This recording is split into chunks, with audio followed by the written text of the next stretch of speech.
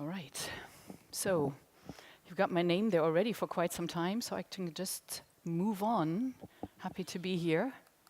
Imagine you could restart your life. What would you do? Would you go to work tomorrow? Would you make that call and say sorry? Would you stay with your partner? Would you live your childhood dream? Would you try to be good? What would you be?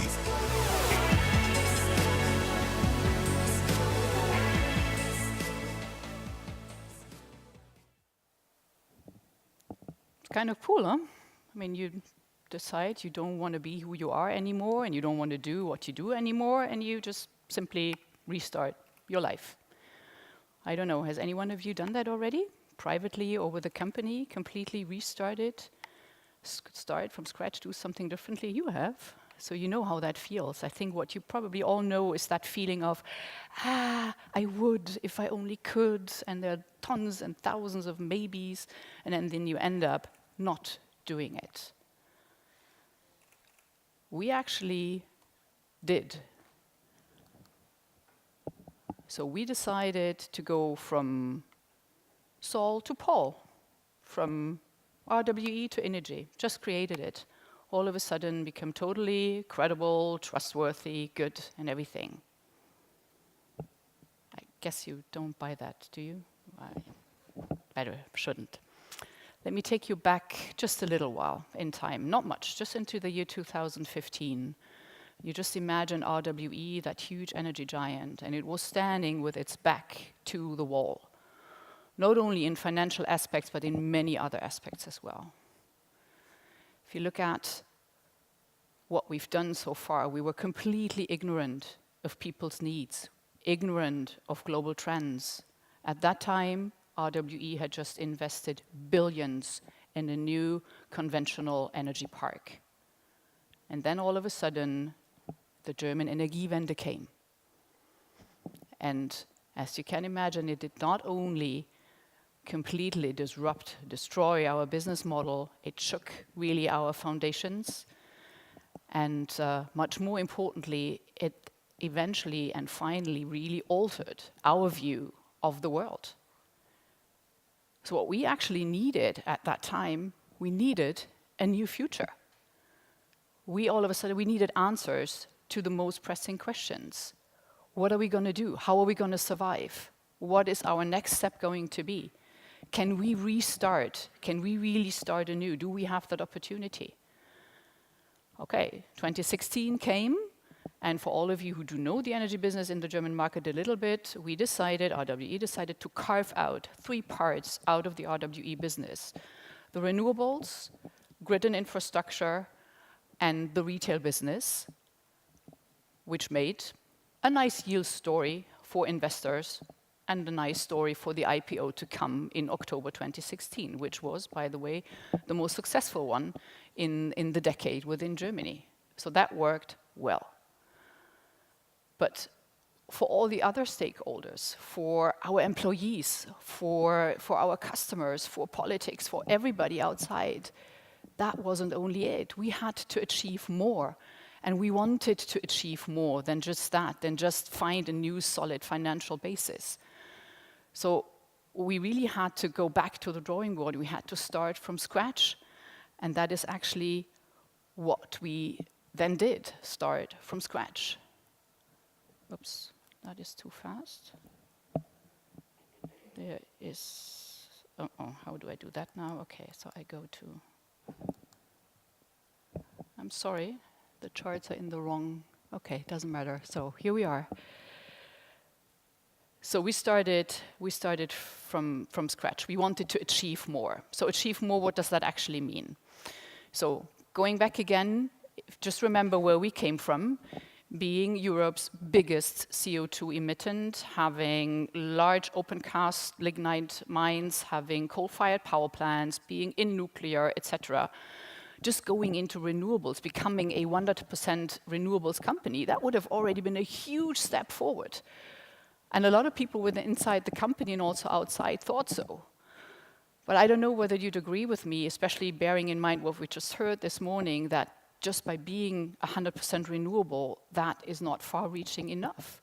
In our view, that will be the new normal eventually. If I look at what we want to be in 10, 15 years, then being renewable will hopefully be a hygiene factor. So we'll have to go a step further and look even deeper into what we want to be and what we want to become.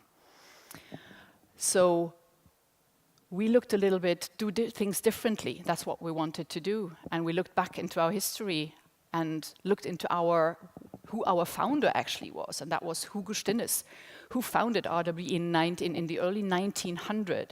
He was a very visionary person. People even said, gosh, he was a total nutcase, because what he wanted to do is bring electric light even into the homes of the poorest day laborers at that time, which was, at the time, again, completely impossible. He couldn't do that, and nonetheless, he wanted to do that, and that was his purpose and his reason to be. And in that spirit and in that light, we took off and built our mission statements on the huge major challenges that are out there, and we've heard them so many times already, and you know them as well as I do. What are these? These are decarbonization as a very important one, decentralization, digitization, and if you want to, you could even add democratization to that. So that is, for us, the three major challenges, the major opportunities that we have, and that's where we build our mission statements on. So far, so good. So now I have to go back to this one here, which is Innogy's brand belief. And that one actually was really a tough cookie, as you can probably imagine. We had reactions from, gosh, this is way too ambitious, you're crazy, to, well, this is not far-reaching enough. It really depended a little bit on where people stood within the company and where they came from and what they do. So we had long and intense discussions. At the end, full commitment of the board and the top management. They fully embraced it, fully stand behind it. So that made it 50 people, 50 out of 40,000. So that was our next challenge then, and one of our biggest ones actually. How do we take the remaining 39,950 employees on this journey? What do we do with them?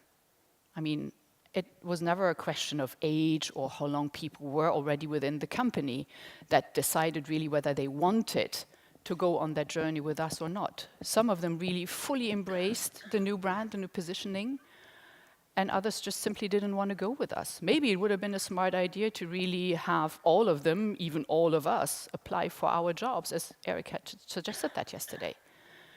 Because this journey we've embarked on, and we're just at the very beginning, is a very long one. It's full of blood, sweat, and tears. If we really want to become a true customer-centric brand, if we really want to inspire people, an energy brand to inspire people, make their lives easier, so that really takes a lot. And we really have to work hard on that. I'm very sorry for that, and I have to squeeze here. So how do we do this?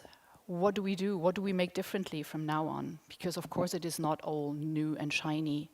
It is a new brand, it's in a new design. People like it, people love it.